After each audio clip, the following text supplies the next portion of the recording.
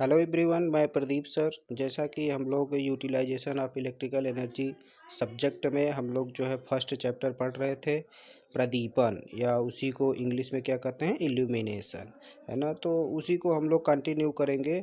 और आज हम लोग देखेंगे छोटे छोटे डिफिनीशंस आपके एग्ज़ाम में आते हैं। पहला क्वेश्चन आपके पेपर में यही रहता है। छोटे छोटे डिफिनीशन 6 दिए रहेंगे, आपको 5 करने होंगे। तो वही जो छोटे छोटे डिफिनीशंस हैं उसी को हम लोग आज देखने की कोशिश करते हैं। तो उसमें जो हमारा पहला टॉपिक है वो है ल्यूमिनस फ्लक्स।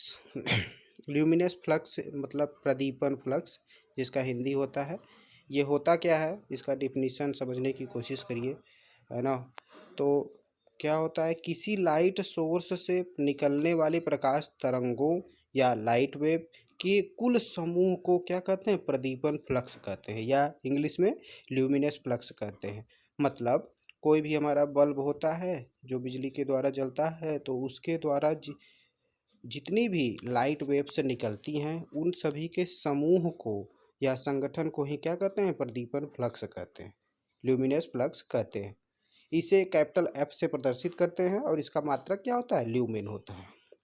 तो आपसे कोई पूछेगा प्रदीपन फ्लक्स, तो आप क्या बताएंगे, किसी लाइट सोर्स से निकलने वाली प्रकाश तरंगों के कुल समूह को ही क्या कहते हैं, प्रदीपन फ्लक्स कहते हैं। तो ये पहला डिफिनीशन था हमारा छोटा सा, है ना। इसी प्रकार सॉलिड एंगल, ठोस कोण, जैसा कि आप लोग जानते हैं, सॉलिड एंगल अर्थात ठोस कोण जो होता है उसे क्या, कैसे हम लोग डिफिनीट करेंगे या उसका डिफिनीशन कैसे देंगे। तो आप देखिए, जब किसी स्रोत मतलब स्रोत से, सोर्स से किसी गोले पर प्रकाश को प्रकाशित किया जाता है, जब कोई प्रकाश स्रोत है वो किसी गोले पर जब प्रकाश डाला जाता है, तो गोले के केंद्र से सोर्स के बीच बनने वाले कोण को क्या कहते हैं, ठोस कोण कहते हैं।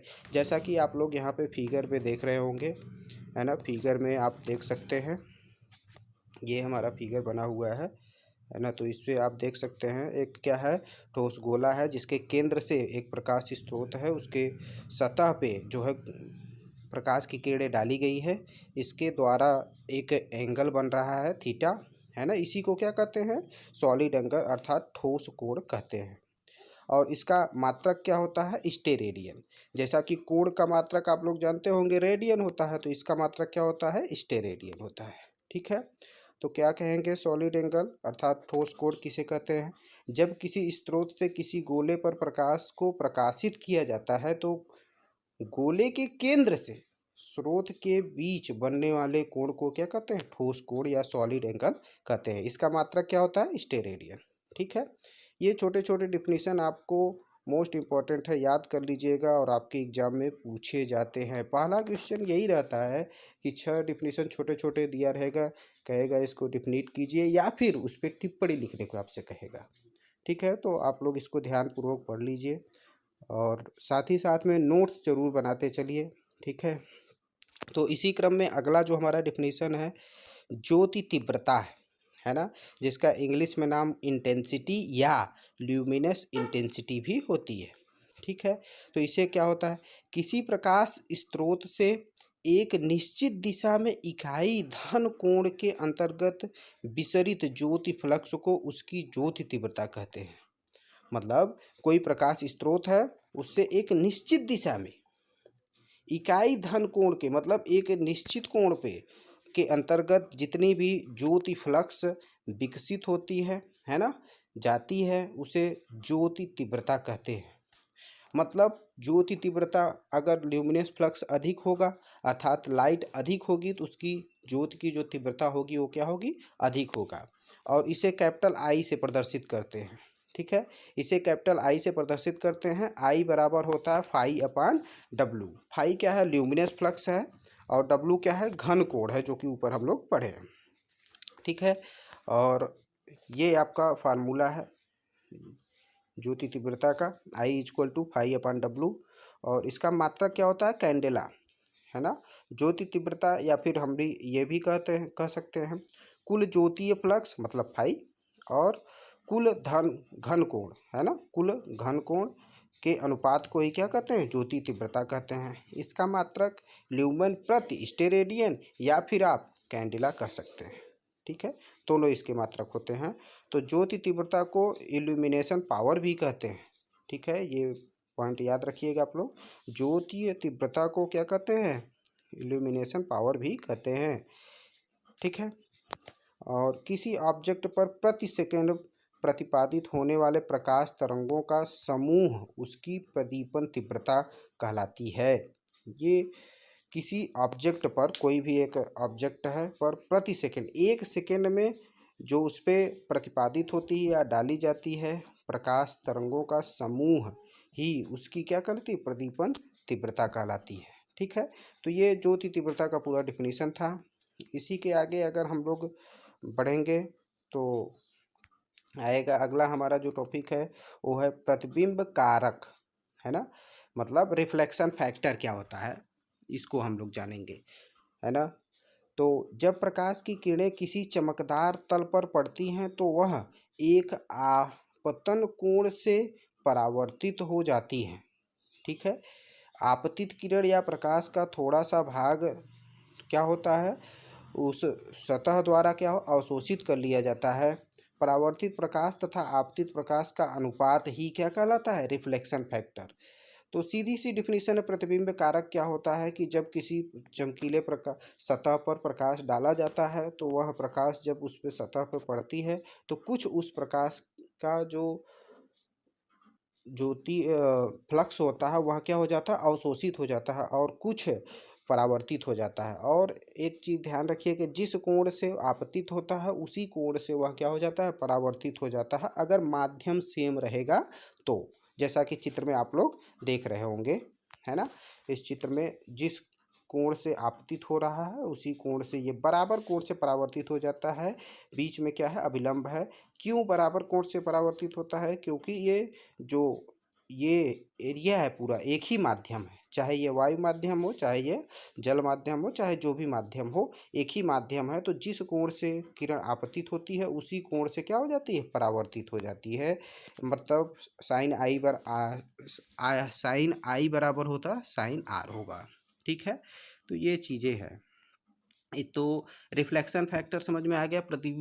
प्रतिबिंब कारक जिसे कहते हैं क्या होता है ये, तो इसका साफ साफ डिफिनीशन यहाँ छोटे में आप देख सकते हैं कि परावर्तित प्रकाश तथा आपतित प्रकाश का अनुपात रिफ्लेक्शन फैक्टर कहलाता है। मेन थिंग्स यही लाइन है ना, ये मेन लाइन है। परावर्तित प्रकाश तथा आपतित प्रकाश का अनुपात ही क्या कहलाता है, रिफ्लेक्शन फैक्टर कहलाता है। ठीक, इसी क्रम में अगर हम लोग आगे बढ़ते हैं तो प्रदीपन दक्षता, अगला टॉपिक हमारा क्या है, प्रदीपन दक्षता, है ना। दक्षता या इफिशियंसी से सीधा सीधा हम लोग समझ सकते हैं कि सीधा सीधा कि आने वाला प्रकाश तथा जाने वाला, मतलब आउटपुट अपान इनपुट को ही दक्षता कहते हैं। कोई भी चीज़ हो, कोई भी मशीन हो, है ना, तो उसी प्रकार प्रदीपन दक्षता भी होती है, प्रदीपन दक्षता। तो देखिए, किसी लैंप की ल्यूमिनस इफिशियंसी, प्रदीपन दक्षता की जो है इंग्लिश है क्या है, ल्यूमिनस इफिशियंसी, उसके द्वारा उत्सर्जित ल्यूमेन मतलब ज्योति तथा उसके दी गई पावर के अनुपात को कहते हैं, क्या कहते हैं, प्रदीपन दक्षता कहते हैं, प्रदीपन दक्षता कहते हैं। ठीक है, ठीक है, तो प्रदीपन दक्षता जैसा कि आप लोग यहाँ पे फार्मूला में भी देख सकते हैं, ल्यूमिनस फ्लक्स आउटपुट, मतलब आउटपुट में जो निकल रहा है, बल्ब का ही एग्जांपल ले लीजिए, बल्ब द्वारा, और उसमें जितना पावर हम लोग इनपुट में दे रहे हैं उसी के अनुपात को ही क्या कहते हैं, ल्यूमिनस इफिशियंसी कहते हैं। ठीक है, फार्मूले में आप देख रहे हैं। और इसका मात्रक क्या होता है, ल्यूमेन प्रति वाट। ठीक है, इसका मात्रक क्या होता है, ल्यूमेन प्रति वाट। ठीक है, तो ये होता है प्रदीपन दक्षता। ठीक, आगे चलते हैं हम लोग। इसका अगर हम लोग फार्मूला के तौर पे देखेंगे तो ल्यूमिनस इफिशियंसी बराबर एफ अपान पावर इनपुट, है ना, जो दिया जाता है।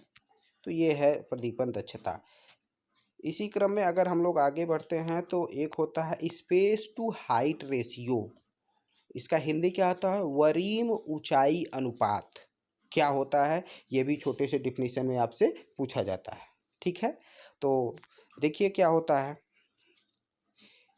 यह लैंपों की निकटवर्ती क्षैतिज दूरी तथा कार्यतल से आरोपण ऊंचाई का अनुपात होता है। मतलब कि अगर दो बल्ब हैं पास पास में लगे हुए हैं तो उनके जो निकटतम क्षैतिज दूरी होगा तथा कार्यतल से, जो कार्यतल है उससे आरोपण ऊंचाई है ना, माउंटिंग हाइट का अनुपात ही स्पेस टू हाइट रेशियो कहलाता है। इसे एस एच आर से भी प्रदर्शित किया जाता है। एस एच आर बराबर आप देख सकते हैं स्पेस बिटवीन ऑब्जेक्ट लैंप्स, और अनुपात किसका होता है, माउंटिंग हाइट ऑफ लैंप्स। इसका जो रेशियो होता है 1:2 के बीच में होता है, 1 या 2 के बीच का इसका अनुपात होता है। जैसा कि हिंदी में भी आप देख लीजिए, वरीम ऊंचाई अनुपात, मतलब निकटवर्ती लैंपों में क्षैतिज दूरी, लैंपों का आरोपण ऊंचाई। ठीक है, लैंपों का आरोपण ऊंचाई मतलब कार्यतल से, मतलब जमीन से कितने ऊंचाई पर है, और दोनों लैंपों के बीच की क्षैतिज दूरी के अनुपात को ही क्या कहते हैं, वरीम ऊंचाई अनुपात। सिंपल सिंपल डिफिनीशन है, आप थोड़ा सा एक बार ध्यान से देख लेंगे तो कन्फर्म है आपको आ जाएंगे, और 5 नंबर आपके एग्जाम में फिक्स हो जाएंगे, क्योंकि ये पहला ही क्वेश्चन आपका रहेगा और उसमें जो है 6 दिए रहेंगे छोटे छोटे टॉपिक्स, और आपको इस प्रकार से इसको डिफिनीट करना होगा। ठीक है, इसी क्रम में अगर हम लोग आगे चलते हैं तो आगे है लक्स। लक्स ये बहुत इम्पॉर्टेंट है, लक्स सबको आना चाहिए कि होता क्या है, क्योंकि कभी कभी जब आप इंटरव्यू या एग्ज़ाम में जाते हैं तो वहाँ पे पूछ लिया जाता है कि एक साबुन का नाम है लक्स, क्या होता है आप बताइए। तो आपको साबुन वाला लक्स नहीं बताना है, यहाँ पे जो डिफिनीशन ये मैं बता रहा हूँ इसको बताना है। ठीक है, तो इसमें आप देखिए कि लक्स क्या होता है, utilisation of electrical energy subject में। तो यदि खोखला गोला हो और कितना हो, 1 मीटर अर्धव्यास का हो, तथा इसके केंद्र पर एक कैंडल शक्ति का प्रकाश रख दिया जाए तो प्रदीपन या इल्यूमिनेशन 1 मीटर कैंडल होगी, तथा इसे क्या कहते हैं, लक्स कहते हैं। लक्स जो होता है प्रदीपन का मात्रक होता है, सीधी सी बात है ना, प्रदीपन का मात्रक क्या होता है, लक्स होता है। और इसे ये होता क्या है, इसका डिफिनीशन क्या है, तो आपके मोबाइल स्क्रीन पे जैसा कि दिख रहा होगा, है ना, देखिए ध्यान से समझिए। यदि खोखला गोला 1 मीटर अर्धव्यास का हो तथा इसके केंद्र पर एक कैंडल की शक्ति का प्रकाश डाला जाए तो इसके द्वारा जो प्रदीपन 1 मीटर कैंडल पर फैलेगा उसी को ही क्या कहते हैं, लक्स कहते हैं।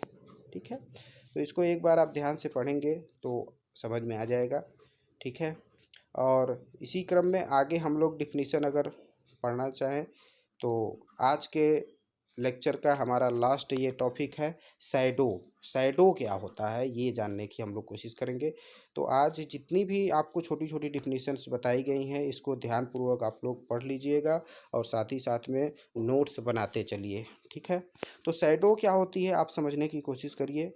तो शैडो सीधी सी बात है, हम आपको पहले बता दे रहे हैं फिर पढ़ के भी आपको समझा देंगे। जैसे हम लोग गाड़ी का हेडलाइट्स जलाते हैं तो कहीं कहीं अंधेरा हो जाता है और कहीं कहीं प्रकाश फैलता है, तो जो अंधेरे सा फैलता है उसी को शैडो कहते हैं या छाया कहते हैं उसको।